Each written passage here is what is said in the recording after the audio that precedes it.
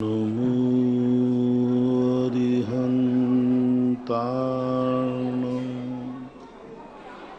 नमो सिद्धार्णं नमो आयर्यार्णं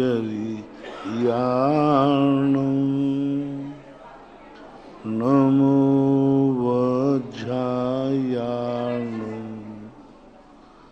नमो लोये शवशाहूर्णम।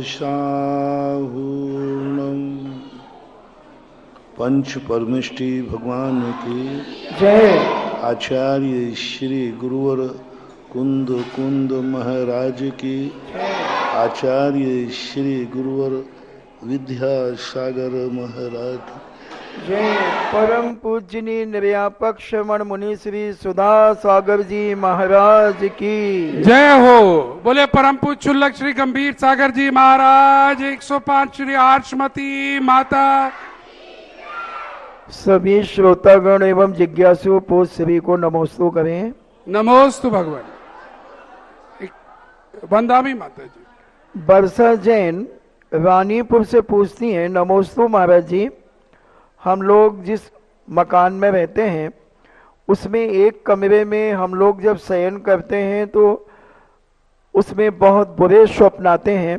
हम लोग वहाँ बहुत जाप भी करते हैं, भक्तांबर जी आदि का पाठ भी करते हैं, फिर भी उस कमरे में ऐसा होता है महाराज जी, तो क्या कारण हो सकता है?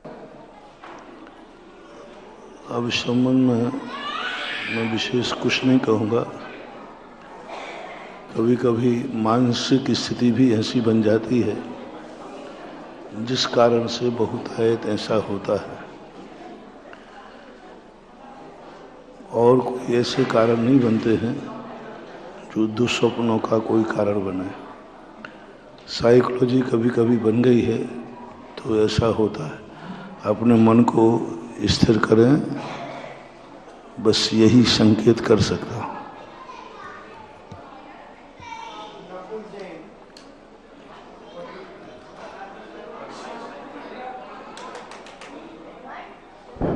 नकुल जैन रावत भाटा से पूछते हैं, नमोस्तु महाराज जी, सर्वार सिद्धि के 258 पद में काल लब्धि से संबंधित जो बात कही है वो क्या है, उसे स्पष्ट करें। काल लब्धि कोई चीज नहीं है। काल लब्धि की यदि व्युत्पत्ति करें तो जिस काल में कार्य हुआ है उसको काल लब्धि कहते हैं। काल में किसी का इतिहास नहीं लिखा है, इतिहास लिखने वाले हम और आप हैं। जैसे अभी यहाँ सिकंदरा में जो जिज्ञासा समाधान चल रहा है, ये काल ने लिखा था कि अपन कर रहे हैं सो इतने समय हो रहा है। काल ने नियत नहीं किया था, ये अपने द्वारा नियत किया। पूज्यपाद स्वामी ने श्री सर्वार सिद्धि में काल लब्धि की 3 परिभाषाएं बनाई। प्रथम परिभाषा उन्होंने कही, संगी पंचेंद्री साकार मन वाला ही सम्यक दर्शन के योग्य है। दूसरी परिभाषा उन्होंने जो अर्धपुद्गल परावर्तन काल की बनाई, वह बड़ी विचित्र है, लोग समझ नहीं पा रहे। प्रायोग लब्धि तक उसको पुरुषार्थ किया। प्रायोग लब्धि में कर्मों की अंतः कोड़ा कोड़ी स्थिति करता है जीव। भव्याभव्य सामान्य, भरव्य अभव्य दोनों यहाँ तक पहुँच जाते हैं। फिर जो उसको सम्यक दर्शन होना निश्चित है, वो संख्यात हजार सागर स्थिति और कम करता है। जब संख्यात हजार स्थिति कम कर लेता है, उस समय ये निश्चित हो जाता है कि इसको सम्यक दर्शन होगा ही होगा, ये लौट के नहीं आ सकता करण लब्धि के एक अंतिम भाग में। और वहाँ उसकी घोषणा की जाती है कि अब ये जाकर के अर्धपुद्गल परावर्तन काल तक ही संसार में रहेगा। इस प्रकार से जो परिणाम, और तीसरा कारण उन्होंने कहा विशुद्ध परिणाम, आत्मा के जो विशुद्ध परिणाम हैं वही सम्यक दर्शन में कारण है। काल लब्धि कोई चीज नहीं है, कालस्तु है या पूज्य जयसेन स्वामी महाराज ने लिखा, काल तो हमारी जिंदगी में है, क्योंकि वो स्वतंत्र द्रव्य है। एक द्रव्य दूसरे द्रव्य के लिए प्रेरक नहीं होता, और वो शुद्ध द्रव्य है।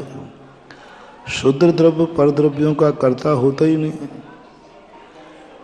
पर द्रव्यों के कर्तापन में उसका अभाव है। मात्र उदासीन रूप से वह पर द्रव्यों के परिणमन में मात्र निमित्त बनता है, कर्ता नहीं होता। काल किसी चीज का निर्णायक नहीं है, ऐसा।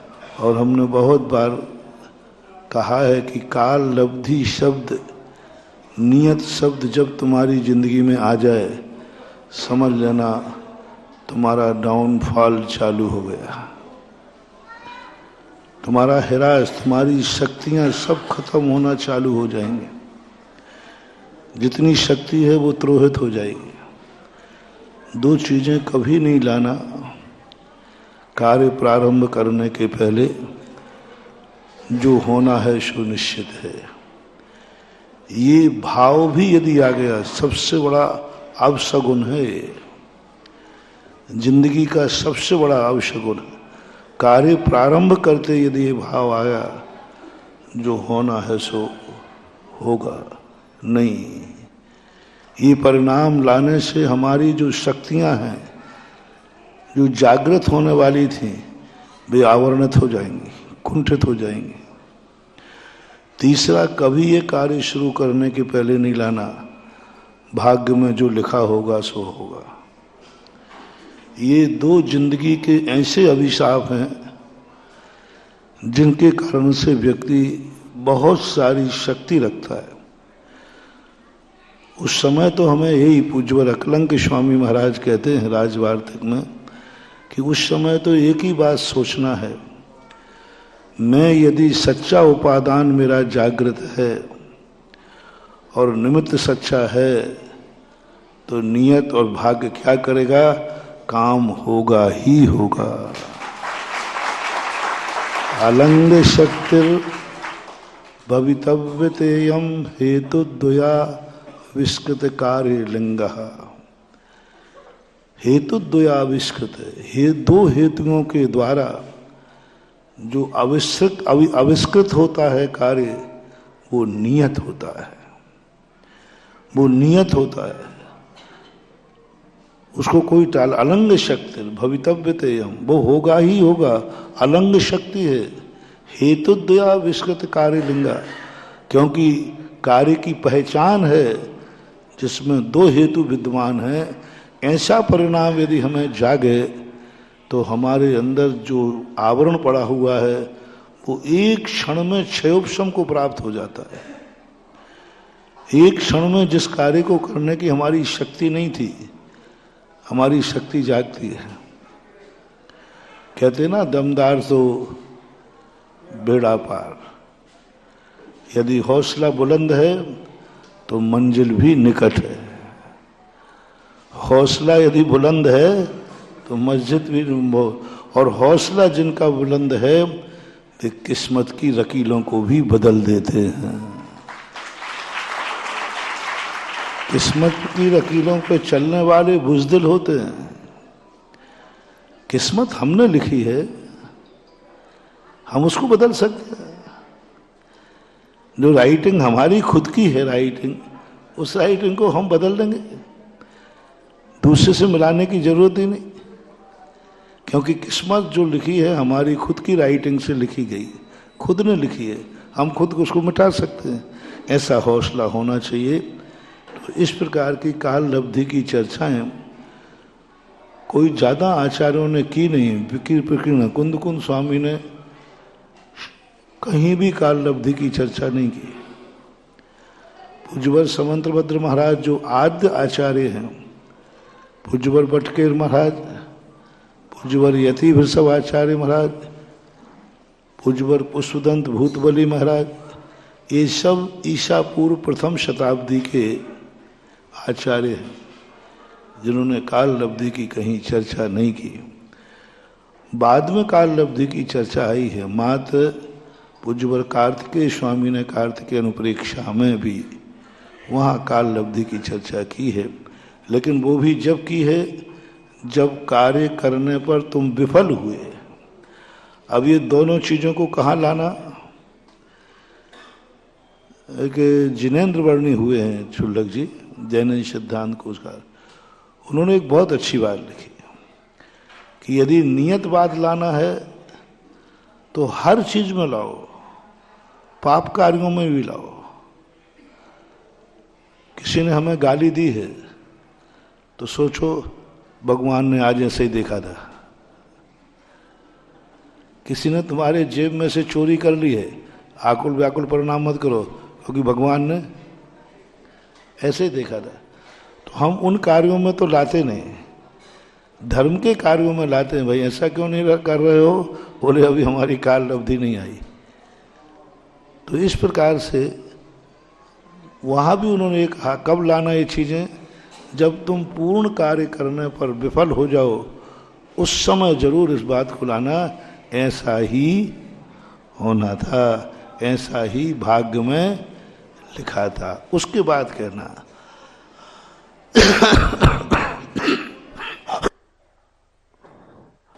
दिनेश कुमार राठौर सिंगोली से पूछते हैं, नमोस्तु महाराज जी, महारानी लक्ष्मीबाई ने अपने पुत्र दामोदर की गर्दन काटकर हत्या कर दी थी, क्या उनको हत्या का कोई दोष नहीं लगा? क्योंकि कभी कभी मरना और मारना ही व्यवहारिक नैतिक होता है। कई बार मारे बिना भी काम नहीं चलता, क्योंकि वो राष्ट्र, संस्कृति, संस्कार, बहुत सारी चीज़ें उसके सामने आती हैं। तो ऐसी चीज़ें, कई मरना भी होता है। उदयपुर के अंदर कितने हजार, 16,000 स्त्रियों ने आत्महत्या की थी, जौहर। अब उस समय मरना ही, वो आत्महत्या में नहीं आएगा, वो अपने धर्म की रक्षा में आएगा। किसी पर्पस से मरना और मारना होता है तो वह आरोप उसी पर्पस पे जाता है, ना कि आत्महत्या पे जाता है, या उसकी हत्या के रूप में नहीं माना जाएगा। एसके जैन कोटा से पूछते हैं, नमोस्तु महाराज जी, हम लोग जिनेंद्र भगवान को सूखे कपड़े से उनका परिमार्जन करते हैं, तो उसमें क्या कोई दोष आता है क्या? कोई दोष नहीं, परिमार्जन तो होना ही चाहिए, सूखे कपड़े से ही करना चाहिए। इतना अच्छा से करो, जितनी देर भगवान को गीला करते हो उतनी देर ही कम से कम सूखे कपड़े से मूर्तियों का मार्जन होना चाहिए, तो मूर्तियां सदा चमकती हुई रहेंगी। आप क्या है, घंटों तो अभिषेक करते हो और प्रक्षाल यूं यूं करके पहुंच के रख देते हो, मूर्तियां काली पड़ जाती हैं। मार्जन बहुत देर तक होना चाहिए, कम से कम धातु की प्रतिमाओं पर तो खास तौर से उनका मार्जन जितना आप सूखा कपड़े से मार्जन करोगे वो बफिंग हो जाती है। इस प्रकार से करना चाहिए, कोई बात नहीं। राजीव जैन शांति नगर जबलपुर से पूछते हैं, नमोस्तु महाराज जी, स्वयंभू स्तोत्र जी में द्रव्यार्थिक नय और पर्यार्थिक नयों की अपेक्षा से अभ्यंतर और बाह्य रूप में एकत्व की प्रतीति होने से तत्वों का अभाव स्वयं परिलक्षित हो जाता है। तो इसके बारे में वो समझना चाहते हैं कि द्रव्यार्थिक नय और पर्यार्थिक नयों की अपेक्षा, किस ग्रंथ में? स्वयंभू स्तोत्र में द्रव्यार्थिक नय और पर्यार्थिक नयों की अपेक्षा से अभ्यंतर और बाह्य रूप में एकत्व की प्रतीति होने से तत्वों का अभाव स्वयं परिलक्षित हो जाता है। ये बात तो है, पूज्यवर समंत भद्र महाराज ने द्रव्यार्थिक और पर्यार्थिक नय नाम स्वयंभू स्त्रोत में लिया ही नहीं। अब जो विषय आपने हिंदी कार ने कहीं लिख दिया हो तो विषय की अपेक्षा से द्रव्यार्थिक निकाला गया है। अध्यात्म वृत्तश्च तदंग भूत। अब अध्यात्म वृत्तश्च को हमने द्रव्यार्थिक नय निकाला है। बांसपुज भगवान की स्तुति में है, अध्यात्म वृत्तश्च तदंग भूत मभ्यंतरम केवल मप्पलम्ते बाहेतरोपाधि समग्र तेयम। तो इस प्रकार का जो उन्होंने अर्थ की अपेक्षा, विषय वस्तु की अपेक्षा द्रव्यार्थिक और पर्यायार्थिक नय की चर्चा पूज्यवर ने की है। तो जब नयों में व्यक्ति जाता है तो एकत्व भक्त से दूर हो जाता है। नय विभाजन करते हैं, नय कभी भी संपूर्ण को ग्रहण नहीं करते, वस्तु के एक अंश को ग्रहण करने वाला नया होता है।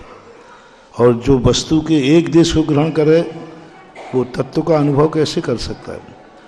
ये नए जो हैं इससे तत्व का अनुभव नहीं किया जाता, ये तत्व को जानने के उपाय हैं। प्रमाण नय ही रधिगमः, इनसे जाना जाता है। ये अनुभव के विषय नहीं है, ये अनुभव में नहीं आते, ये जानने में आते हैं। जानो पर्यायार्थिक नय से वस्तु अनित्य है, जानो द्रव्यार्थिक नय से वस्तु नित्य है। अनुभव करो वस्तु नित्यानित्य है। वस्तु, क्योंकि जिस समय वस्तु अनित्य है उसी समय नित्य है, और जिस समय नित्य है उसी समय अनित्य है। दोनों के अलग अलग समय हों तो हम नयों का अनुभव कर सकते हैं। नए ग्रहण एक को कर रहा है, लेकिन अनुभव में तो हमें नित्य का भी आ रहा है, क्योंकि जो जो नित्य हैं वो नियम से अनित्य हैं, जो जो अनित्य हैं वो नित्य हैं। नित्य अनित्य के बिना बनते ही नहीं है, नियम से उसमें अनित्य है, इसलिए द्रव्य नित्य होता है। देखो शत की परिभाषा कितनी अच्छी बनाई पूज्यवर उमा स्वामी महाराज ने। उत्पाद व्यय ध्रुव युक्तम शत, शत यानी स्थिर, टंकोत की नित्य। नित्य की परिभाषा विनाश से बना रहे हैं, उत्पाद और व्यय से बना रहे हैं, लक्षण बना रहे हैं। जहाँ उत्पाद व्यय है वहाँ सत्य है। तो व्यय जहाँ है, जहाँ पर्याय है वहाँ द्रव्य है, और जहाँ द्रव्य है वहाँ पर्याय है। द्रव्य के बिना पर्याय नहीं। इसलिए नए जो हैं हमें अनुभव से दूर करते हैं, नए हमारे ज्ञान की तरफ ले जाते हैं, लेकिन हम निर्विकल्पता की तरफ चाहें तो नहीं हो सकते। चाहे व्यवहार नय हो, चाहे निश्चय नय हो। निश्चय नय वाला भी अनुभव से परे है। जब तक ये नए रूपी विध्वंस जीवन में चलते रहेंगे तब तक वह शुद्ध उपयोग का अनुभव नहीं कर सकता। निश्चय नय का भी यदि विषय बना रहा है, इसलिए अमृतचंद सूरी महाराज ने समय सार के कलसा में स्पष्ट लिखा, तू नय के पक्षपात से ऊपर उठ जा। कहाँ तू नए पक्षपात में पड़ा है? मैं शुद्ध हूँ, मैं अशुद्ध हूँ। शुद्ध और अशुद्ध से भी ऊपर उठो, शुद्ध से भी ऊपर उठो। मैं शुद्ध हूँ, ये पक्षपात है तेरा। मैं शुद्ध बुद्ध हूँ, ये पक्षपात है तेरा। मैं अशुद्ध हूँ, ये पक्षपात है तेरा। ना मैं शुद्ध हूँ, ना मैं अशुद्ध हूँ। मैं मात वह चैतन्य शक्ति हूँ जो एक साक्षी भूत हूँ। ज्ञान दर्शन मेरा स्वभाव नहीं है, ज्ञायक स्वभाव है मेरा, ज्ञायक स्वभाव। और एक वो जो टंकोत्कीर्ण परिणति होती है वो नयातीत होती है। नयों के चक्कर में पड़ने वाला व्यक्ति मात जान रहा है, उसे सच्चा अनुभव नहीं हो सकता। ये बात पूज्यवर ने अर्थ के रूप में कही। जिज्ञासा समाधान के लाइव सेशन में आप सभी का स्वागत है। बाहर के दर्शक जो आज देख रहे हैं उन्हें बता दें, पूज्यवर अपने 9 दिवसीय लोकोदय तीर्थ क्षेत्र के प्रवास के बाद पुनः आगरा नगर की ओर बढ़ते हुए मंगल विहार कर रहे हैं। कहाँ जाएंगे, कहाँ कैसे जाएंगे वह तो गुरुवर ही जाने, लेकिन आज इस समय गुरुवर पहुंच चुके हैं सिकंदरा। सिकंदरा में जिन मंदिर है, लेकिन सिकंदरा का नाम जाना जाता है अकबर के मकबरे से। यहाँ पर जिसको इतिहास में सबसे बड़ा बादशाह माना गया है अकबर, उसके बहुत बड़ी यहाँ पर मकबरा बना हुआ है, इसलिए इसका नाम सिकंदरा भी कहा जाता है। आज बड़ा खूबसूरत किसी कवि ने सुबह सुबह पंक्ति लिखी जिसे मैं यहाँ पर दोहराना चाहूंगा। कब्रों और मकबरों के लोगों ने शहर को जाना, कब्रों और मकबरों से लोगों ने आगरा शहर को जाना, लोकोदय जिन धाम से अब जाएगा पहचाना।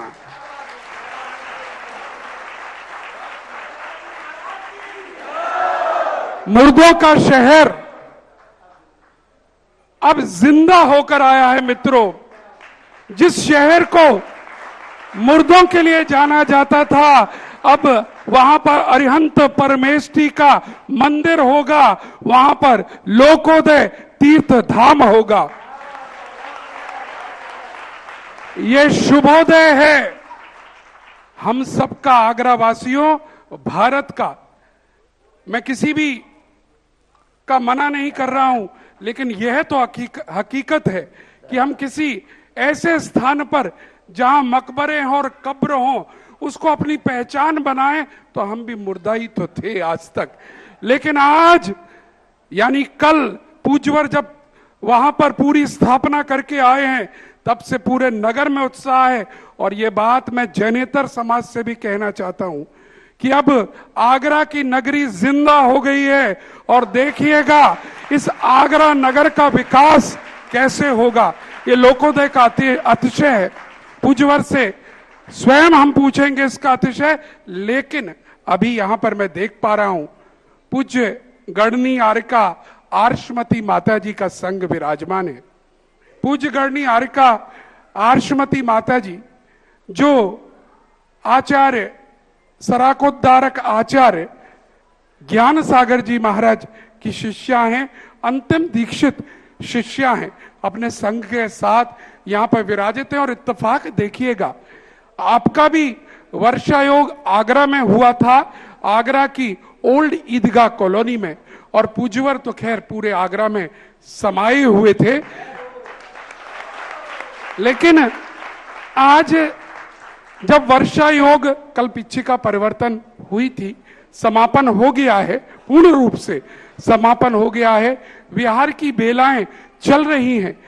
मुझे ध्यान पड़ता है 6 माह पूर्व जब विहार होकर आ रहे थे, तब दोनों संघों का मिलन हुआ था।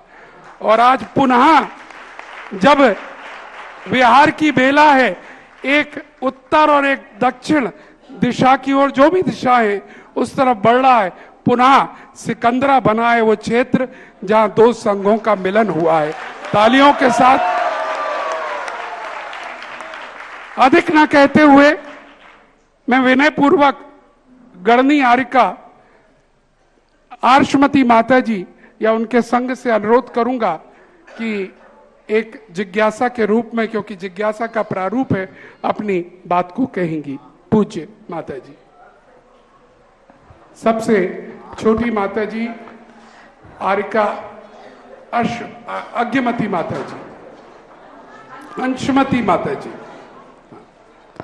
हे गुरुदेव, नमोस्तु नमोस्तु नमोस्तु। गुरुदेव के चरणों में मेरा दीवार नमोस्तु नमोस्तु नमोस्तु।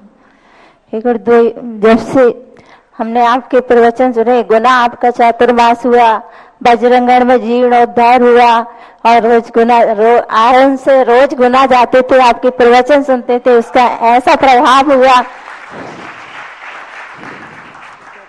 उसका हमारे ऊपर ऐसा प्रभाव हुआ कि वैराग्य के भाव जागने लगे, और ऐसा लगा कि अब घर में रहकर कोई फायदा नहीं है, अपना कल्याण करना चाहिए। और कोरोना को देखकर भी ऐसा लगता था कि कब किसका क्या हो जाए, तो हम तो कुछ कर ही नहीं पाएंगे, इसलिए वैराग्य के भाव हो जागते थे। और अब हमने इस मार्ग पर कदम बढ़ाया है, तो अब आपसे पूछना चाहते हैं, हमारी विशुद्धि और कैसे बढ़े, अपने मन को और कैसे मजबूत बनाएं, जिस इस मार्ग पर अच्छी तरह से चल सकें और अपना कल्याण कर सकें। विशुद्धि का भाव सबसे बड़ा होता है, जिस तरफ हमारा कदम बढ़ा है उस समय अनुभूति आनंद की हो। व्रत कोई बड़ा छोटा नहीं होता, व्रत के समय एक ऐसा आह्लाद आना चाहिए कि मैंने कितना पुण्य किया जो आज मैंने व्रत लिया है। आनंद ही वही आनंद वास्तविक है। जैसे भगवान के दर्शन करने से ज्यादा पुण्य का बंध नहीं है। जब वो मंदिर में प्रवेश करते कहता है अभाग्य मेरो, बस ये है आनंद, ये है अनुभूति। क्रियाएं तो होती रहती, क्रियाएं का कोई महत्व नहीं। उस क्रिया करते समय जो आनंद की अनुभूति होती है, सामयिक बैठते समय एक आनंद की अनुभूति।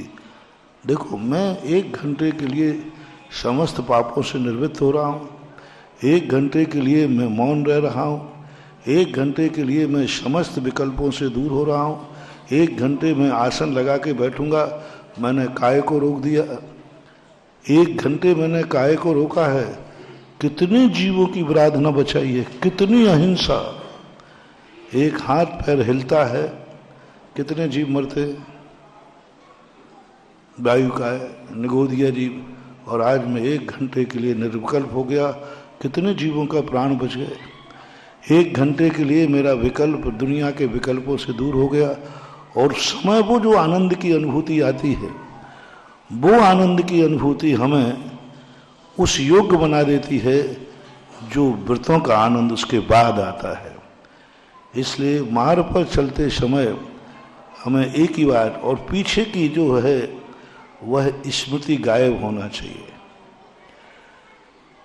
कोई भी चीज है, किसी भी रूप में है, अतीत यदि विस्मृत हो जाए संसार का, परमार्थ का नहीं, और वर्तमान में अवभाग्यपना आ जाए, फिर विशुद्धि खोजना नहीं पड़ती है, विशुद्धि अपने आप बनी रहती है।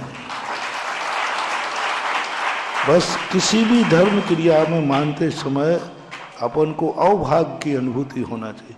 प्रतिक्रमण कर रहे हैं, एक भाग्य की अनुभूति। दुनिया पाप कर रहा है, इसको पता ही नहीं है कि ये पाप है। और मेरा पुण्य तो देखो, एक छोटी सी गलती हुई और मुझे पकड़ में आ गई, आज मैं प्रतिक्रमण कर रहा हूं।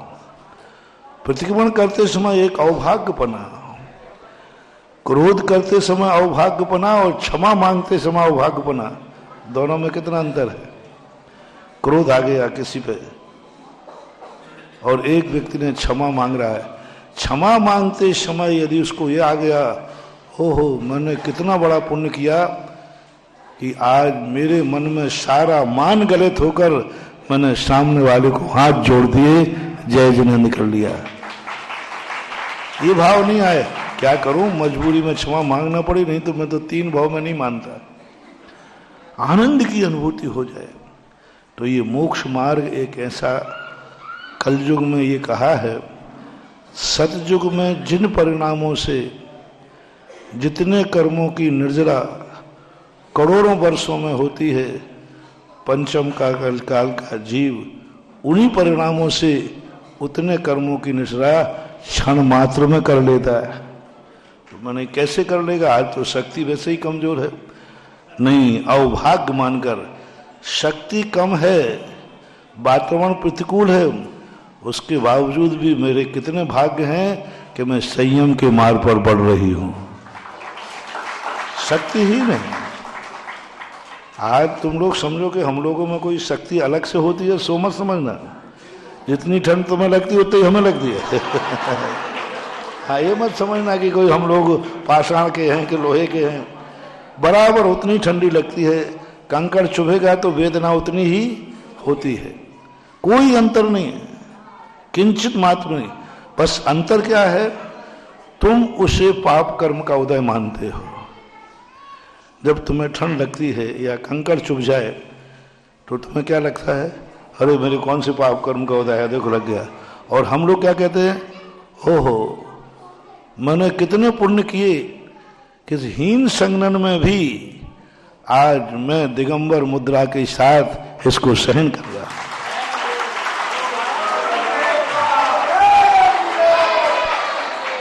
महावीर स्वामी उस समय नहीं पूछते हैं जिस समय तुम्हारी खूब जय जयकार बोल रही हो और खूब आराम से बैठे हो। कब आएंगे महावीर स्वामी, देखो जिस समय तुम बहुत गर्मी है, नीचे आग ऊपर आग, पैर में छाले पड़े हैं, और उसी समय बहुत तेज से कंकड़ चुभा और चीख निकल गई। चीख तो निकलेगी, वो तो रोक नहीं सकती, ओ बहुत जोर। उसी समय महावीर स्वामी कहते, बेटा कैसा लग रहा है, बेटा कैसा लग रहा है, ये नियम मैंने ही बनाया था, तुम हो गए। अच्छा तुम ही हो, तुम ही हो करुणा निधान, अहिंसा प्राण ले लिए।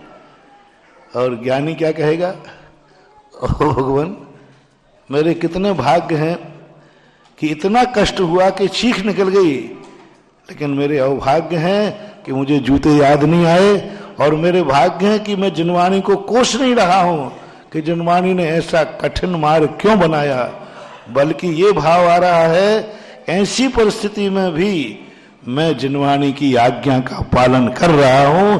ये आनंद की अनुभूति है। सर्दी लगती है, बराबर लगती है, लेकिन उस सर्दी में अशुभ कर्म का उदय है। मैंने पता नहीं कौन सा पाप किया कि पता नहीं ये 7 दिन ऐसे पाप कर्म के उदय हुए, इन आगरा वालों ने तो प्राण ले लिए। हाँ 7 दिन चाहूं तो मैं कोस सकता था तुम लोगों को, लेकिन नहीं कोसा, जिनवानी को भी नहीं कोसा।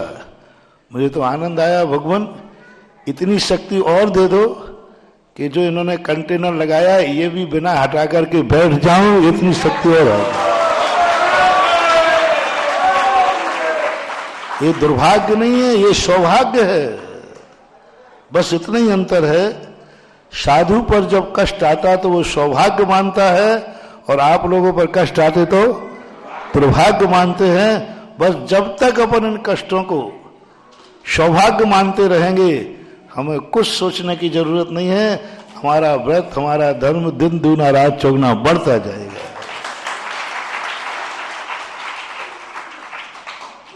और देखिए ये करुणामयी साधु की आवाज है, दिगंबर धर्म की आवाज है, कितनी खूबसूरत, जरा तालियां बजा दीजिएगा। पूज्यवर की हर बात हमें भी मजबूती सिखाती है, पूज्यवर की हर बात हमें भी कुछ कहती है कि हम भी कर सकते हैं। और उसी श्रृंखला में पूज्य आर्यका अपर्णमती माता जी अपनी जिज्ञासा को रखेंगी। मैं शायद नाम नमोस्तु गुरुदेव, नमोस्तु गुरुदेव, नमोस्तु गुरुदेव। गुरुदेव में हर साल आचार्य के पास 20 साल से चौका लेके जाते थे हम लोग, तो ऐसा लगता था कि हम भी कब ऐसे हाल लें, कब हम दीक्षा मिले। गुरुजी आज हम दीक्षा हो गई, पर हमारा सूक्ष्म ज्ञान नहीं बढ़ पा रहा है। गुरुजी ऐसी कृपा करें कि जो हमें कुछ ज्ञान बढ़ जाए और हम स्त्री पराया का छेदन कर सके। ज्ञान बढ़ाने की जरूरत ही नहीं है। ज्ञान जो होता है नानस्य फलम उपेक्षा, संयम का भाव आ जाना और संयम मिल जाना, ज्ञान का फल मिल गया। आप पढ़ के करोगे क्या? किसी व्यक्ति को उसने किसी कलेक्टर बनने के लिए पढ़ा कि मुझे आईएएस ऑफिसर बनना है। अब आईएएस ऑफिसर बनने के बाद सोच रहा है कि मेरी बहुत सारी किताबें रह गई, अभी नहीं पढ़ पाया। काकताली न्याय से मान लो 10 किताबें थीं और एक किताब उसने पढ़ पाई थी, और एग्जाम आ गया, फाइट करना पड़ा, और वो एक किताब में से ही प्रश्न सारे पूछेगा, वो पास हो गया। अब पास होने के बाद वो कलेक्टर बन गया। अब वो पश्चाताप कर रहा है कि मैं 9 किताबें रह गई अभी पढ़ने की। अब वो 9 किताबें पढ़ने को रह गई। अरे 9 किताबों का करना क्या है, जब एक किताब में काम हो गया तो 9 किताबों की जरूरत क्या पड़ेगी?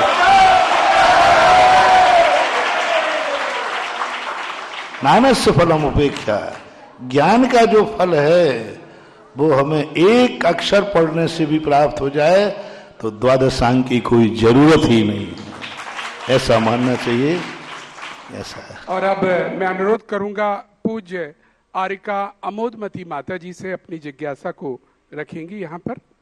आज का बड़ा इंटरेस्टिंग सेशन है मित्रों, आप ये चिंता मत करिए हमारा नाम आएगा या नहीं आएगा, ऐसे प्रसंग बहुत कम आते हैं, और आज ये प्रसंग आया है, सिकंदरा का सौभाग्य है ये।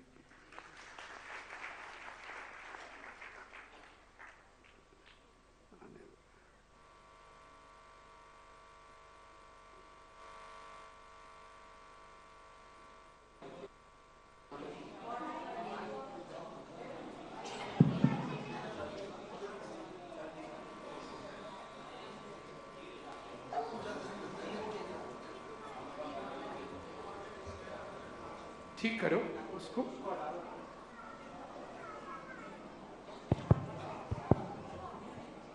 नमोस्तु गुरुदेव, नमोस्तु गुरुदेव, नमोस्तु गुरुदेव। गुरुदेव हम तो आचार्य श्री ज्ञान सागर के पास जाते थे, लेकिन हमारा इतना पुण्य पतला सा सो उनके हाथ में पीछी नहीं मिल पाई। अभी 2 साल हुए हमारी दीक्षा को, कुछ पुण्य बना तो पीछी मिल गई। माता जी का चतुर्मास हुआ मुरैना माई गे सागर महाराज जी का हुआ, लेकिन उन्हीं के हाथ से हमारे पीछी हाथ में आई है। अब वो कैसी कौन सी साधना बढ़ाएं तो हम समाधि की ओर बढ़ सके। नमोस्तु गुरुदेव। साधना का सबसे बड़ा सूत्र होता है हम कितना आज मन से कम सोच पाए, आज हम दिन भर में कितना कम बोल पाए,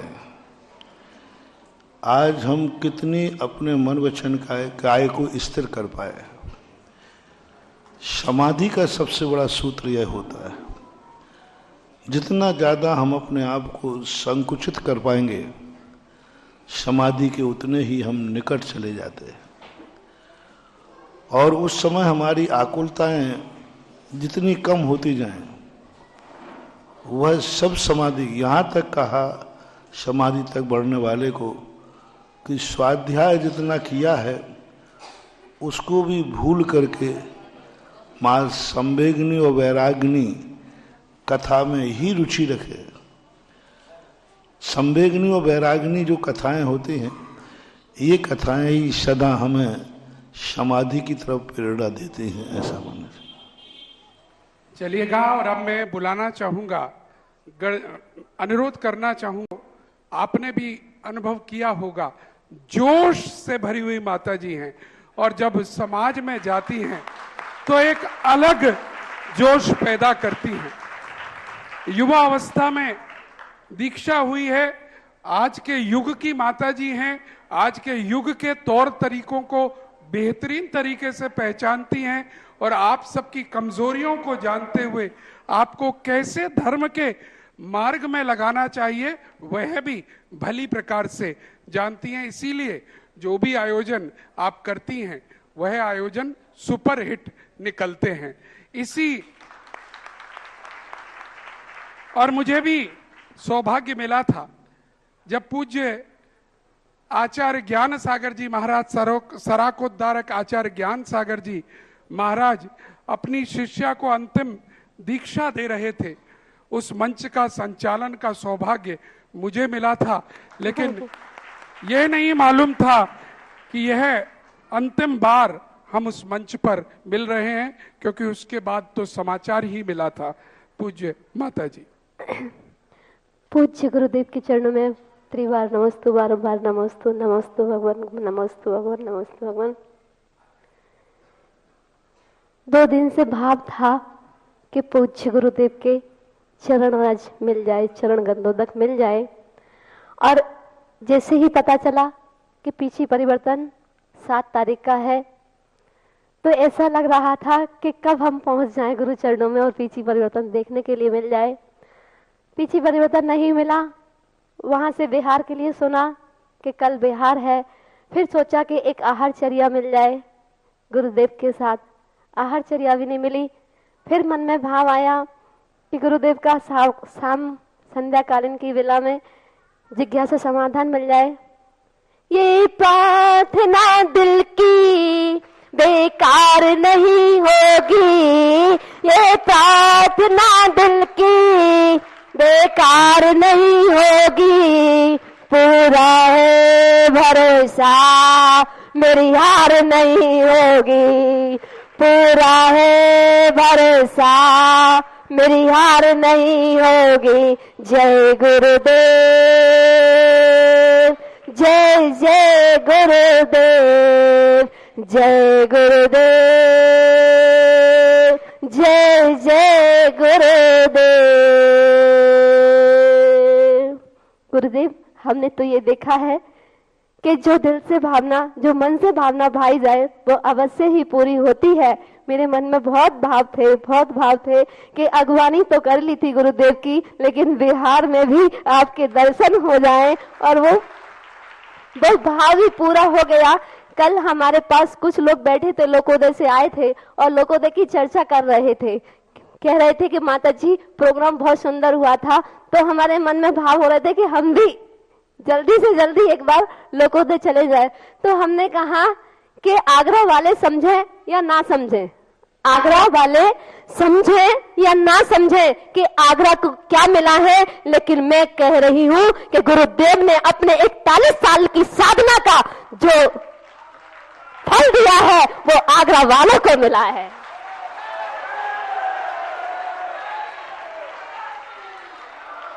और पहले तो आगरा पागल खाने के नाम से जाना जाता था।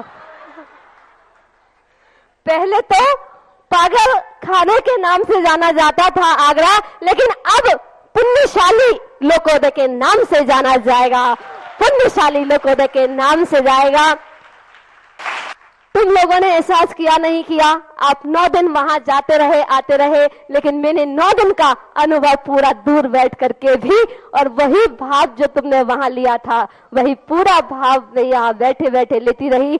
बस यही एक भाव लगा था कि गुरुदेव के चरणों में कब चली जाऊं, कब चली जाऊं और कब चली जाऊं। और गुरुदेव में एक भावना और भा रही हूं कि 6 महीने से भाई थी और ये अंतिम बेला है। ना जाने पद यात्रा आपकी है, पद यात्रा हमारी है, कौन कौन सी दिशा में मुड़ जाएंगे आगे पता नहीं, कब मिल पाएंगे। कल की आहारचर्या आपके सानिध्य में और आपके साथ ही मिल जाए, यह हमारी भावना है। और एक भाव ये है कि हम अपने संग का कैसे अच्छे से इनका निर्माण करें कि ये हमेशा खुश रहें और हमेशा इनकी साधना में हम सहयोग करते रहें। और हम सब ने पीछे ली है तो एक ही भावना से ली है कि समाधि पूर्वक मरण हो, ऐसा हमें आशीर्वाद दे कि मैं अपने संग का संचालन अच्छे से करते रहे हम, और इनको वात्सल्य हमेशा देते रहे हैं। ऐसा हम क्या करें गुरुदेव, वो भी हमें आप आगे बताएं। एक नीति है, जब किसी को एक संगठन बनाना है, एक परिवार चलाना है, एक संघ चलाना है, तो जो संगठन के इकाई होती है उस इकाई का नेचर समझ लो, और सामने वाले का जब नेचर समझ लेते हैं, बस उस नेचर के अनुसार अपना नेचर बना लो, सारा संघ अपने आप चल जाता है। सामने वाले का अपन नेचर नहीं समझ पाते हैं। एक पिता होता है, बेटा होता है, बेटे का नेचर पिता नहीं समझ पाता है। एक बेटे ने बहुत अच्छी तरह, दादाजी समझते नहीं थे नेचर को, दादा ऐ बेटे चुप बैठ जा, तो बोलता दादाजी चुप कैसे बैठा जाता है, तो चुप कैसे बैठा, क्योंकि उसको मालूम ही नहीं था चुप कैसे बैठा जाता है। थोड़े देख जैसे मैं बैठा हूं, थोड़े ऐसे बैठ जाओ। बच्चा कहता है दादाजी ऐसे कर, आंख बंद करके चुप बैठो, शांत चुप। अब बच्चे ऐसे कैसे बैठ जाएंगे, तो कहा दादाजी सुबह एक चबूतरा था, वहां पर चबूतरे पे जाके खड़ा हो गया और धम से नीचे कूद गया। बच्चे को तो कूदते ही रहते हैं, 5 फुट नीचे से वो कूद गया, 3-4 फुट नीचे से। दादाजी आप मेरे जैसा कूद के बताओ ना। जब मैं कूद सकता हूं, मैं बच्चा हूं, जब मैं कूद सकता हूं तो आप दादा हो के नहीं कूद सकते, कैसे दादा हो। दादा कहते बेटा मैं नहीं कूद पाऊंगा, मैं कूदूंगा तो मेरे पैर टूट जाएंगे। और दादाजी जब आप हमारे जैसे कूद नहीं सकते, हम आप जैसे शांत बैठ नहीं सकते। और अब इस समय हमें दोनों का नेचर समझना है। बालक को समझना है कि दादा का नेचर क्या है, ये दादा है, इनका नेचर क्या है, ये शांति पसंद करते हैं। और दादा को समझना है ये बंदर है, बालक है, ये उछल कूद पसंद करता है। बेटा चाह रहा है दादाजी मेरे समान कूदे, और दादाजी चाहते हैं मेरे समान बैठे। अब ये मामला निपटाओ, आप कैसे निपटाओगे, निपट नहीं सकता। दोनों को समझना है। बालक को समझना है कि नहीं दादाजी ठीक बोल रहे हैं, क्योंकि इस समय जो कार्यक्रम चल रहा है, इस समय माला फेरने का समय है, पूजन का समय है, इस समय आदि आदि कार्य है। इस समय दादा के अनुसार चुप बैठना ही ठीक है, ये दादा का नेचर है। और दादा को समझना है कि बच्चे को इतना बाध्य न करें कि वो शांत बैठ ही नहीं सके, इतना उसको बाध्य ना करें कि बेचारा कहते कि वो अभी यही नहीं जानता कि चुप बैठना क्या कहलाता है। बस ये नेचर यदि अपन समझ जाए एक दूसरे का, घरों में भी वात्सल्य आ जाएगा, संघों में भी आ जाएगा और पूरे देश में आ जाएगा। हम अपना नेचर सामने वाले को न समझाएं, सामने वाले का नेचर समझने का प्रयास करें कि क्या है। यदि हमने उसका नेचर समझ लिया तो शायद वो हमारे नेचर को समझ जाएगा। इसलिए हमें नेचर समझाने के पहले सामने वाले का नेचर समझो कि इनका नेचर क्या है। उस नेचर के अनुसार यदि हम सारी शिक्षाएं केंद्रित कर दें, सारी शिक्षाएं सारे उपदेश केंद्रित कर दें, सामने वाला अवभाग्य मान करके उसे स्वीकार करेगा, क्योंकि उसके नेचर के अनुसार मार्ग तो हमें शांत ही बैठाना है। बालक को बालक के समान उद्दंड नहीं बनना है, लेकिन बालक का नेचर है शांत बैठना, उसका नहीं है। तो हमारी शिक्षाएं इस ढंग से हों कि उसकी उद्दंडता भी शांति में बदल जाए, उसकी चंचलता भी हमारे लिए ऐसा लगे जैसे चंचलता भी कुछ हमारे लिए शिक्षा देने में कामयाब है। पूज्य गुरुदेव, हमें ऐसा क्या करना चाहिए जिससे कि पूज्य गुरुवर मुनि श्री 108 सुधा सागर महाराज जी के साथ आहार चर्चा करने का अवसर प्राप्त हो? अब ये जिज्ञासा का प्रसंग है ही नहीं, ये तो भावना का है। देखते हैं इसके लिए क्या बनता है। बहुत तीव्र भावना है पूज्य गुरुदेव, क्योंकि हमारे यहाँ क्या होता है, हमारे आचार्य महाराज ने, हमने आचार्य श्री का नेचर समझा और आचार्य श्री ने हम लोगों का नेचर समझा। आचार्य श्री जब हम लोग के अनुसार बहुत नेचर समझते हैं वो, और हमने फिर आचार्य श्री का समझ लिया, तो हम लोगों के नेचर ऐसा है कि तुरंत के तुरंत जब उठते हैं उसमें सृष्टि बदल जाती है। तो नियत नहीं कर पाते, कभी कभी कर देते हैं जब निश्चित ही है कि हो जाता है। अभी मैं सुबह से कमेटी पीछे पड़ी है, इनके कमेटी प्रदीप जी वगैरह, नीरज जी वगैरह सब आए, बोले महाराज जी आप ये तो बता दो कौन से रूट से जा रहे हैं। मैंने कहा आप तो नक्शा बता दो रूट कहाँ कहाँ गए हैं। मतलब आप शहर में भी, आप सिकंदरा का भी, सिकंदरा वाले गए थे जी।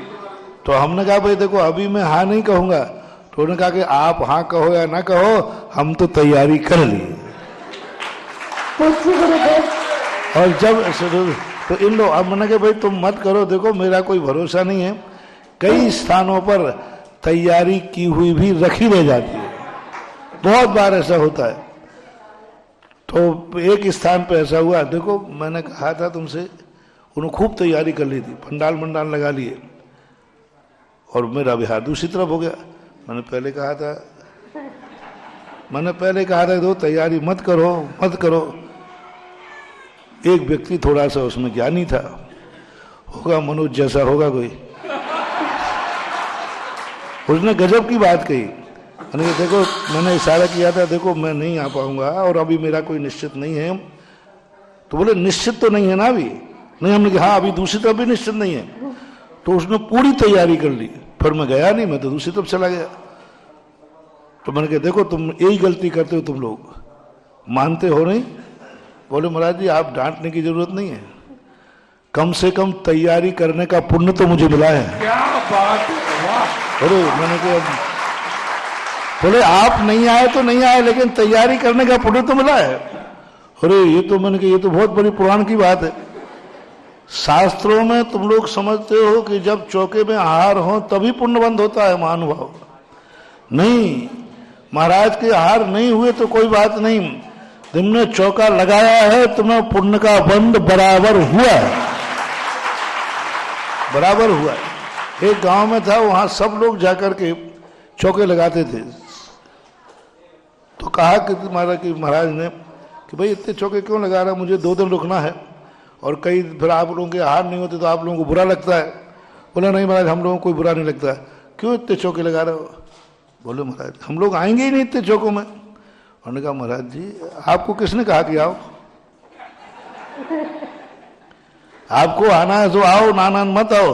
हम आपके बहाने जितने दिन आप रहोगे शुद्ध भोजन करने का मौका तो मिलेगा।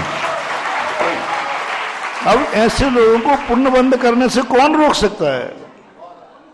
पुण्य बंद करने के तरीके बहुत सारे होते हैं, यानी कोशिश करने वालों की हार नहीं होती। गुरुदेव जब आपसे चर्चा कर रहे थे अभी रूम के अंदर, तो आपके मुख से वात्सल्य झलक रहा था कि या तो हमें 10 किलोमीटर चलना पड़ेगा आपके लिए, या आपको हमारे लिए 10 किलोमीटर चलना पड़ेगा। गुरुदेव हम भी आपके लिए तैयार है, जहां आपकी यहाँ चर्या होगी वहीं हम पहुंचेंगे।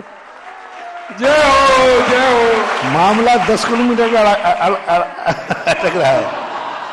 इधर जाएंगे 10 किलोमीटर मुझे जाना है, और इधर जाए तो 10 किलोमीटर फिर इनको लौटना जाना है। देखते हैं क्या होता है। तो गुरुदेव या तो आपको 10 किलोमीटर हमारे लिए चलना पड़ेगा, या हम आपके लिए चलेंगे, या दोनों ही तैयार हैं। आपके मुख से जो बात झलका वो खाली नहीं जाएगा। ये प्रार्थना दिल की बेकार नहीं होगी, ये प्रार्थना दिल की बेकार नहीं होगी, पूरा है भरोसा मेरी हार नहीं होगी, पूरा है भरोसा मेरी हार नहीं होगी। कल की आचर्या के लिए आप सब छीटू टोला वाले बजे कर रहे हैं। नमस्ते गुरुदेव। मित्रों, ये अनियत विहारी का विहार चल रहा है, और मैं इस बात का सर्टिफिकेट हूं। शाम के 7:30 बजे तक हमें नहीं पता चल पा रहा है कि कल सुबह का विहार कहां होगा। कल भी बड़ी मुश्किल से आखिरी में चलते चलते एक हिंट मिला कि विहार इस दिशा में होगा। टूंडला की ओर होगा या फिरोजाबाद की ओर होगा, अभी नहीं मालूम है। लेकिन फिरोजाबाद वालों तैयारी पूरी रखना, कहा है ना, आएंगे या नहीं आएंगे। आप तो नगर में द्वार सजवा देना। श्री विनोद जी वहां के आज प्रमुख पंच आए हुए हैं, बड़े जबरदस्त कार्यकर्ता है। ललितेश जी, मुकेश जी, अरुण जी आ जाएं, श्रीफल भी अर्पण कर दें। और जो भी लोग सुन रहे हैं, आप ये मत मानिए अतमादपुर महाराज को सब मालूम है कहां जाना है कहां नहीं जाना है, लेकिन वो कहते सुबह ही मुझे पता चलती है मुझे कहां जाना है। तो तुम्हें क्या बताऊं, जहां मैं जा रहा हूं मेरे पीछे पीछे आ जाना। तुम्हारी व्यवस्थाओं के लिए मैं नहीं चलता हूं, व्यवस्थाएं मेरे पीछे चलती हैं। चलिएगा।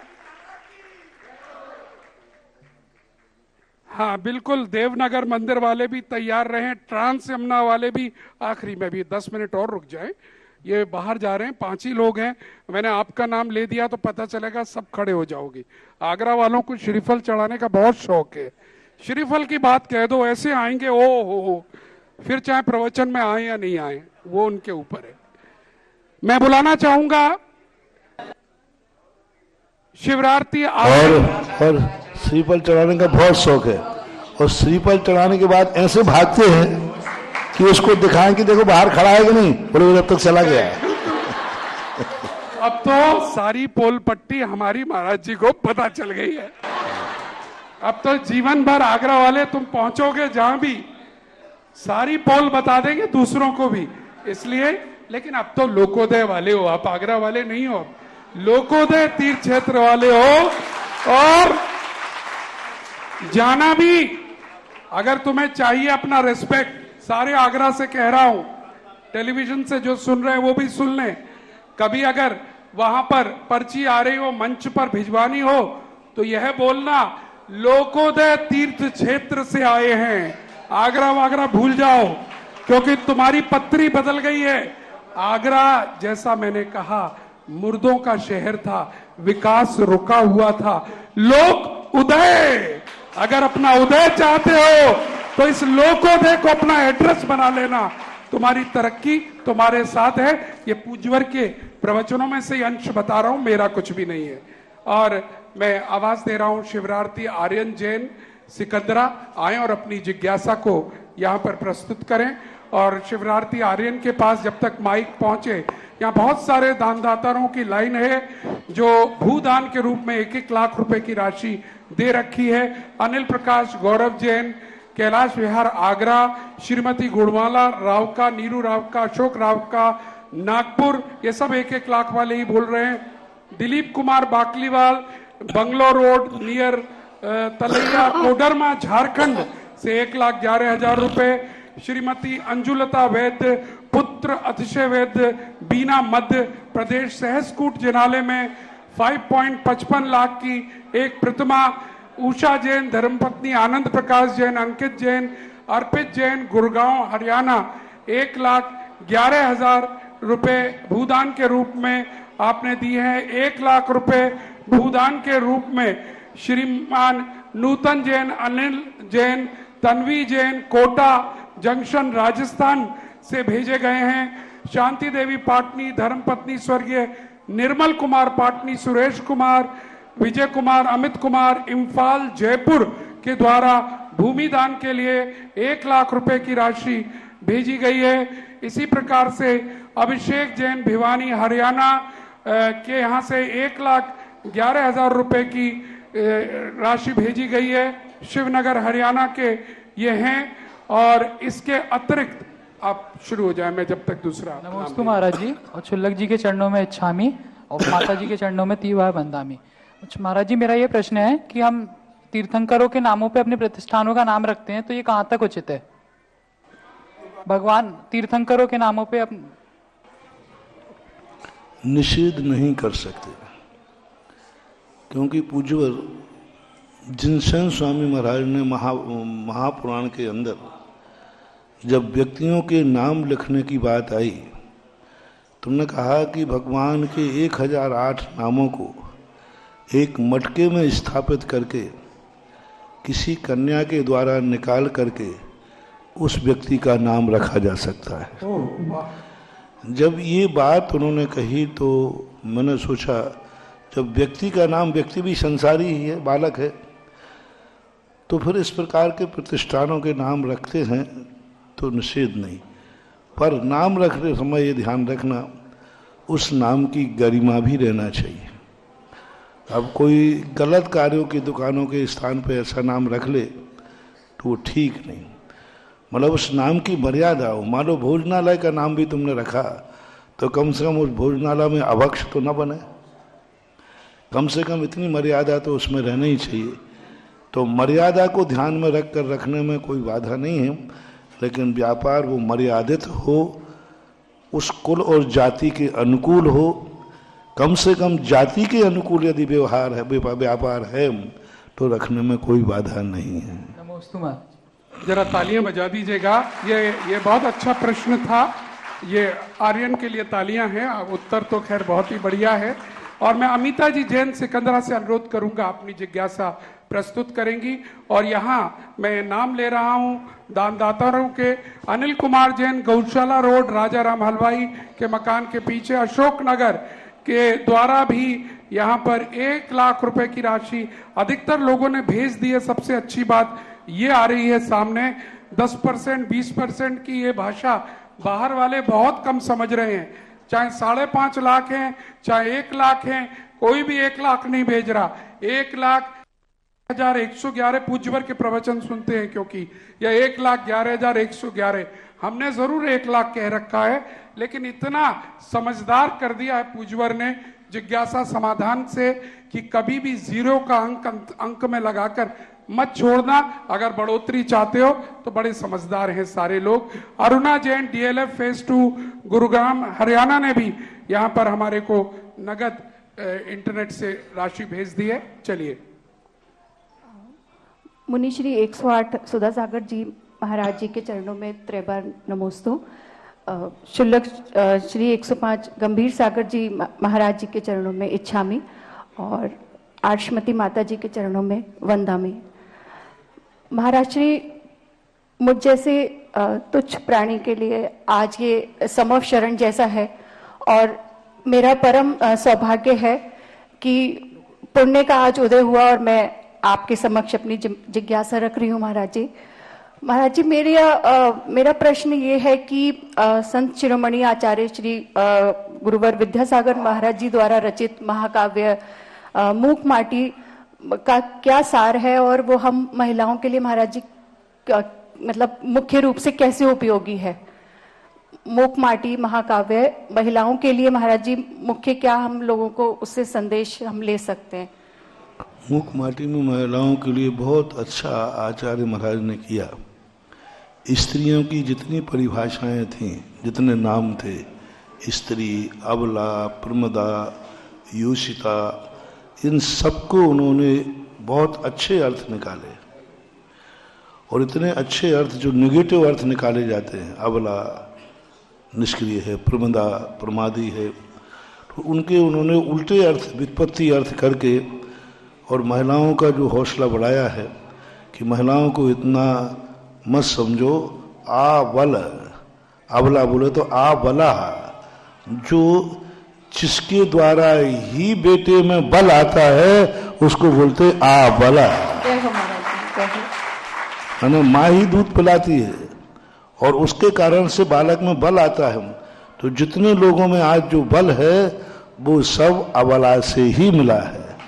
प्रमदः, प्रकृष्ट रूप से जिनका मद, यानी मद का अर्थ उन्होंने शराब नहीं लिया, मद का लिया विचार, सलाह कारणी, जो एक अच्छी मित्र की तरह व्यक्ति को जिंदगी भर साहस और सलाह देती है, उसको इस प्रकार के नामों को लेकर के उन्होंने स्त्री शब्द का भी बहुत अच्छे, दुहिता शब्द का भी उन्होंने कहा, दुहिता ही नहीं त्रिहिता, तीन हित करने वाली होती है, पीहर की, ससुराल की और आर्य का बन जाए तो जैन धर्म की। तो इस प्रकार के महिलाओं के संबंध में उन्होंने अच्छा एक महाकाव्य की शैली में लिखा है, पठनीय है।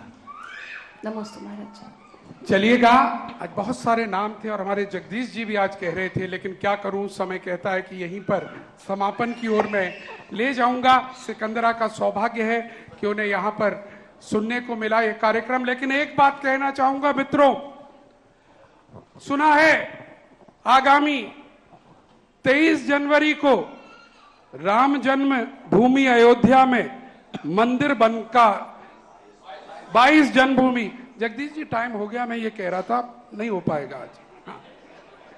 22 जनवरी को राम जन्मभूमि में राम जी का मंदिर की प्राण प्रतिष्ठा हो रही है।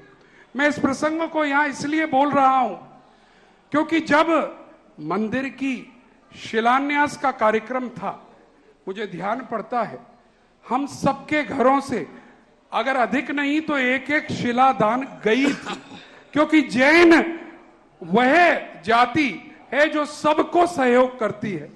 जैनों का मन विराट है और जितना उत्साह पूज्यवर ने कहा था ताजमहल के सामने से, जितना उत्साह पूरे देश को है उससे अधिक उत्साह जैन लोगों को है वहां पर राम जी का जिनालय बना। लेकिन मेरी मुख्य बात जो मैं कहना चाहता हूं भारत के अपने सारे जैन धर्म के लोगों को, आपने किसी ने सहयोग मांगा, आपने किया, लेकिन आज लोकोदय तीर्थ की बात है। लोकोदय में शिलादान आपको करना है, हर घर के एक एक बच्चे को शिलादान करना है।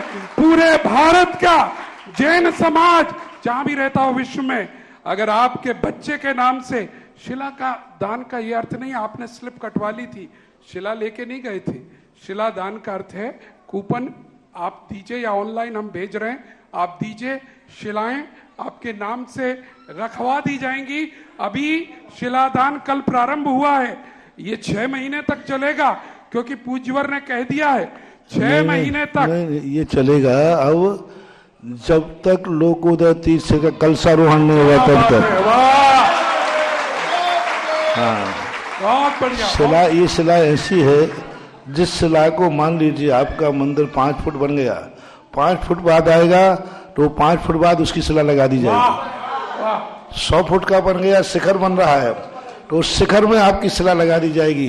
यानी इतने हीरीम बीजाक्षर हो जाएं कि इन शिलाओं से ही पूरा मंदिर खड़ा हो जाए। क्या बात है, वाह। इसलिए मेरा यहीं के लिए नहीं, मैं सभी जनरल प्रवचन दे रहा हूं। जब भी मंदिर आदि तीर्थ क्षेत्र आदि बनते हैं, शिला का स्थापना हर व्यक्ति को, एक शिला की स्थापना, मंदिर तो तुम बना नहीं सकते पूरा, या अनुकूलता या परिणाम कैसे भी हो, लेकिन ऐसे विशाल जब तीर्थ क्षेत्र बने तो हर भारत के व्यक्ति को उसमें अपने परिवार की और स्वयं की एक एक शिला भेजते रहना चाहिए। जब मन करे तब भेजना चाहिए, जब मौका मिले तब लगा देना चाहिए। काम चल रहा है, चलते चलते आप अपनी एक शिला लीजिए और उसे दीवार में मिस्त्री से कहिए भाई यहाँ मेरी शिला लगा दीजिए। तो जब तक लोकोदय बनता रहेगा, शिला स्थापना का कार्य चलता रहे। जय हो, जय हो, जय हो। तो आप सबने सुन लिया, 2 मिनट रुकिएगा, बहुत महत्वपूर्ण बात है। ये शिलादान पूरे भारत को करना है। और सिकंदरा का क्या हाल है? सिकंदरा में कितना शिलादान हुए, हाथ खड़े करना। सिर्फ 40%, 50%, बाकी 50% सोच लीजिएगा। हम कभी किसी से कहते ही नहीं है, बस एक ही बात, गुरुवर का आदेश, गुरुवर की बात को कहना चाहते हैं कि ये लोकोदय तीर्थ पूरे भारत, पूरे विश्व का बन रहा है और इस तीर्थ से जैन धर्म का मस्तक ऊंचा होगा और उस मस्तक ऊंचा होने में हमारे घर की शिला लगे। जब भी आपका मन करे, गुरुवर कह रहे हैं, आपके यहाँ पावन प्रसंग हो, एक शिला 5100 की, पंच रीम शिला 21,000 रुपए की। आपका जब भी मन करे, आप ऑनलाइन नंबर हमारा टेलीविजन पर चल रहा है, सुधा कलश पर चल रहा है, पुण्योदय पर चल रहा है, उस नंबर पर व्हाट्सएप करिएगा, एक फॉर्म आएगा, फॉर्म भरिएगा, आपका नाम रजिस्टर हो गया, आप लिंक मांगेंगे, उसमें दिया हुआ है, रुपए जमा करा दिए, आपका शिलादान हो गया, नाम आ गया। हमारी लेजर शीट्स में वो नाम आ रहे हैं। सारी शिलाएं स्टोर में रखवाई जाती जा रही हैं। जैसा पूज्यवर ने कहा, नींव से लेकर शिखर तक बीच बीच में वो रीम और पंच रीम शिलाएं लगाई जाएंगी। तो मौका मत चूकिएगा, देखना है इस बार कि लोकोदय तीर्थ विश्व का तीर्थ बनेगा तो वो आपके द्वारा बनेगा। चाहे न्यूयॉर्क में रहते हैं आप, लंदन में रहते हैं, गुवाहाटी में रहते हैं, मुंबई में रहते हैं, जोधपुर में रहते हैं या कर्नाटक में रहते हैं, आपकी शिला यहां आनी चाहिए। बहुत बहुत धन्यवाद। यहां पर श्रीफल के लिए सबसे पहले, क्योंकि अब कमला नगर रास्ते में पड़ता है, अगर महाराज नहीं देवनगर पड़ेगा पहले। देखो अभी मुझे सुन लो एक बात, अभी एक बात सुन लो। आप लोगों ने अज्यूम कर लिया है कि ये रास्ता जाता है, उस अज्यूम पर हो रही है, क्योंकि महाराज अगर रास्ता बदल लें तो सब धरे रह जाएंगे। नहीं नहीं, वो तो हम नहीं कह सकते। नहीं नहीं, देखिए वो हमने, देखिए भैया जी इस तरह की बातें ना करें। वो पूज्यवर जैसा चाहेंगे वहां जाएंगे, लेकिन इसीलिए मैंने कहा है कुछ लोग एक स्थान पर लड़ने आ गए हमसे। खाना बना दिया भाई साहब? अरे मैंने कहा तेरा खाना जरूरी है भैया, तू ये सोच कि गुरु के पैर पड़ेंगे, तू खाने की चिंता कर रहा है, खाने वाले तो बहुत आ जाएंगे। तो ऐसा मत कह देना कहीं। देवनगर पड़ रहा है, नहीं नहीं, जो गलत मत बताओ, वो सब वहीं आ जाएंगे। कमला नगर पड़ रहा है क्योंकि वही बाईपास है, अगर गए तो। ट्रांस यमुना पड़ रहा है, एतमादपुर पड़ रहा है, टूंडला पड़ रहा है, फिर टूंडला के आगे घूम सकते हैं। कहां जाएंगे मुझे भी नहीं मालूम। आ जाओ भैया, जहां जहां से सब आए हो आके चढ़ा दो। सबसे पहले देवनगर, सरलाबाग, ये लोग साथ में आ जाएं। देवनगर, सरलाबाग, ट्रांसपोर्ट नगर, पुष्प विहार एक साथ आ जाएं, और उसके बाद कमला नगर आ जाएं। आइए आइए आइए। और पूज्यवर यहाँ के लोग अनुरोध कर रहे हैं, पूजवर यहाँ सिकंदरा के लोग अनुरोध कर रहे हैं, यहाँ पर अभिषेक विधि बहुत गड़बड़ है। एक शांति धारा ठीक 6 बजे हो जाती है, कांच के दरवाजे बंद रहते हैं, साइड से करते हैं, खोलता ही नहीं है कोई। दूसरी शांति धारा 10 के बाद कभी भी हो जाती है, कुछ पता नहीं है, कोई टाइम फिक्स नहीं है। यहाँ की महिलाओं का कहना है, सीधी शिकायत आपके दरबार में आई है महिलाओं की तरफ से कि महाराज जी को बता दीजिएगा, पुरुष सुनते नहीं है, अपनी मनमानी करते हैं, हम कुछ कहें तो डांट देते हैं, हम अपना मन महसूस के चले जाते हैं। अब इनका अनुरोध है, सुबह 6 बजे वाली शांति धारा जब होगी तो ये सब आने को तैयार हैं। आप बस 20 मिनट दे दीजिएगा, केवल 20 मिनट, सुबह 6 बजे के 20 मिनट, थोड़ा सा डिसिप्लिन बन जाएगा। ये क्या है अपनी समाज। ओम शांति। सुनिएगा, जितने ये मंदिरों में गड़बड़ करने वाले हैं ना, ये क्या है, सूखी लकड़ियां हैं, इनको पहले गर्म पानी में भिगोना पड़ता है, फिर थोड़ा बहुत ये कहते हैं। अब इतना गर्म पानी करने का समय हमारे पास है नहीं, और ये ऐसे अधूरे में चेतेंगे नहीं, जागेंगे नहीं। कई स्थानों पर जब तक 2-4 दिन इनको नहीं समझाएं कि तुम्हारी उद्दंडता से तुम्हें कितना हानि हो रही है, तब तक ये चेतते नहीं। जहाँ जहाँ हमने कम समय दिया, कई जगह अभी भी समझाने के बाद भी विवाद हो रहे हैं। समझा के आया, क्योंकि उनको समझाने के लिए 2-4 दिन लगते हैं। अब क्या करें, समय की स्थितियां हैं, सोचते हैं। चलिएगा, चलिए श्रीफल अर्पण कर दें, मैंने सबके नाम ले दिए हैं, आकर आइएगा। कुमार जी सबको लेके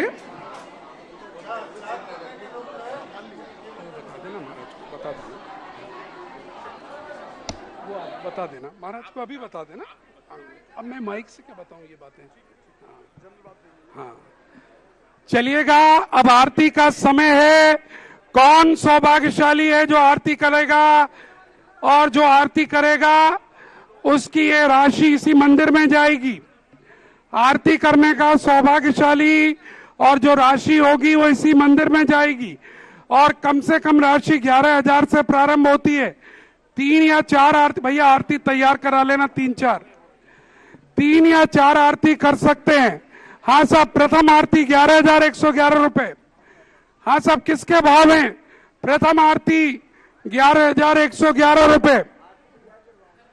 आरती के भाव बताइएगा जिनके भी भाव हों, शीघ्रता से। क्या हो गया सिकंदरा वाले लोगों, बड़े जोश में थे अभी तो आप। हाँ साहब, जल्दी करिएगा। पहली आरती 11,111 रुपए। नाम बोलिए, शीघ्रता से नाम बोलिए। हाँ साहब, नाम बोलिएगा। श्रीमान राजेंद्र प्रसाद जी जैन, 1 आरती। अच्छा, उधर से 15 हो चुकी है साहब, बहुत सुंदर, क्या बात है। 15,515 रुपए, 15,515 रुपए उधर से हो चुकी है। ये राशि आप ही के मंदिर में जाएगी, कहीं और नहीं। 15,515 रुपए। हाँ भैया विजय जी, मैं कर दूं 15,515 रुपया दे दूं उधर। 15,515 रुपया 1, और 15,515 रुपया 2, और 15,515 रुपया 3। नाम बतवा दीजिए। क्या बात है। अच्छा, पूज्य माता जी के चातुर्मास के संयोजक श्रीमान विकास जी जैन, टिंकल भाई, जरा जोरदार तालियां। और दूसरी आरती 11,111 रुपए, श्रीमान राजेंद्र प्रसाद जी जैन, सिकंदरा, जरा तालियां बजा दीजिएगा। 2 आरती। अगर तीसरी आरती का किसी का भाव हो तो हाथ खड़ा कर दें। तीसरी आरती नाम बताइएगा। सुभाष जी जैन, अमित कुमार जैन, आर्यन जैन, सीमेंट वाले, सिकंदरा, जरा तालियां बजा दीजिएगा। 3 आरती हो गई हैं। और किसी का भाव हो तो हाथ खड़ा कर दे भैया, ये राशि आप ही को जाएगी, कहीं और नहीं। हाँ साहब, चलिए दीपक दीजिएगा, 3 थाली में रख के जल्दी से। देखिए, किसी को किसी की घड़ी मिले तो मेरे काउंटर पर दे दीजिएगा। एक घड़ी किसी की यहीं गिर गई है, किसी को मिले तो यहां दे दीजिएगा। 3 आरती दीजिएगा। पहली आरती टिंकल भाई, दूसरी राजेंद्र जी, तीसरी सीमेंट वाला परिवार। भैया श्रीफल वाले पीछे हो जाएं, श्रीफल वाले पीछे हो जाएं। चलिए श्रीफल वाले सब पीछे हो जाएं, सब अब आरती वालों को आने दें। श्रीफल वाले पीछे हो जाएं। देवनगर, खंडारी, ट्रांसपोर्ट नगर, कमला नगर, ट्रांस यमुना कॉलोनी, अहमदपुर, चलिएगा, पीछे हो जाएं सारे लोग।